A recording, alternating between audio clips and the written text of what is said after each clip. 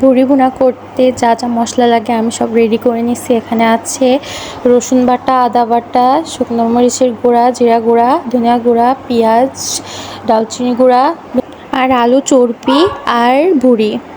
প্রথমে একটি ফ্রাই প্যানে তেল গরম করে নিয়ে তারপর 2টা দারচিনি, একটা এলাচ, তারপর পেঁয়াজ দিয়ে রসুন বাটা, আদা বাটা আর জিরে গুঁড়া দিয়ে নাড়াচাড়া করে হালকা ভাজা ভাজা হলে ধনিয়া গুঁড়া, শুকনো মরিচের গুঁড়া দিয়ে পানি দিয়ে কষায় নিতে হবে। হালকা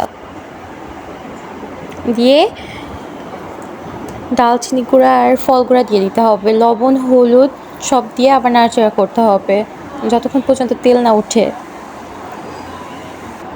তেল উঠে গেলে ভুড়ি দিয়ে দিতে হবে, দেওয়ার পর নাড়াচাড়া করে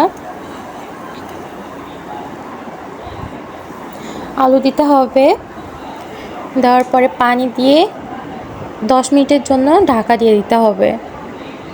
দেওয়ার পর 10 মিনিট পরে ঢাকনা উঠায় নাড়াচাড়া করে একদম শুকনো শুকনো করে তেল উঠায় ফেলতে হবে।